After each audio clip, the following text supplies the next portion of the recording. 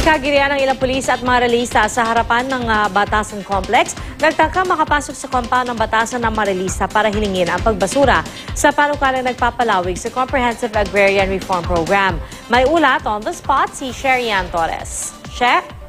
Pia, pagtungtong nila sa harap ng Batasan Complex, agresibong tumakbo papasok ng compound ang mahigit 50 rallyista na mula raw sa sektor ng magsasaka, manggagawa at maralita.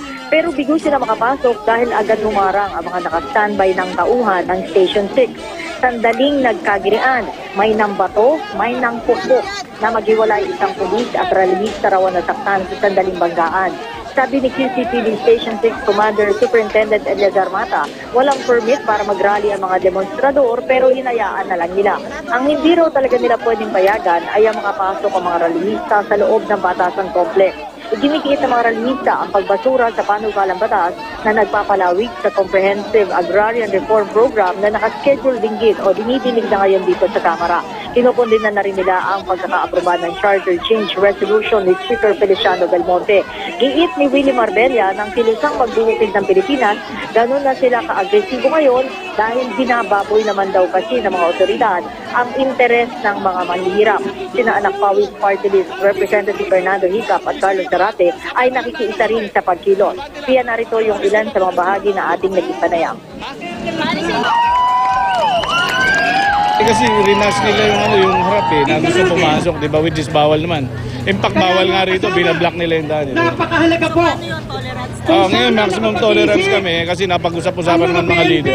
Tinamaan po ako nung pagpalo ng pulis doon sa kay Kawili. Tumalsik sa akin yung kapirasong kahoy. Ay, kumama. Siyang sa ngayon ay ongoing pa yung nangyayaring kilos protesta sa harap ng Batasan Complex. At ayon dito kay Marbella, na makausap natin siya, ang sabi niya ay magpapatuloy daw ito hanggang mamayang alauna ng hapon. Sabi rin sa atin na sa March 14 hanggang 15 magsasagawa ng vigil sa harap ng Batasan Complex. Ito mga rallyista na ito bilang patuloy na pagpaprotesta pa rin nila laban dito nga sa Charter Change Resolution ni Speaker Belmonte, gayon din dito sa dinididig pa rin na mga panukalang batas kaugnay sa extension naman ng Comprehensive Agrarian Reform. Kaya dito sa South Wing Annex, nagpapatuloy lamang ang pagdinig naman ng House Committee on Agrarian Reform kung saan nga dinidinig yung panukalang batas ni Congressman Rufus Rodriguez na nagsusulong na magkaroon ng extension ang CARP. Ang nagiging dilema daw kasi dito ng komite, kailangan na magkaroon ng isang panibago at standby na batas matapos ang June 30 ang expiry ng CARP para raw maituloy pa rin yung distribution at gayon din yung pagbili ng mga lupa na dapat ay mapunta o ibigay sa mga magsasaka.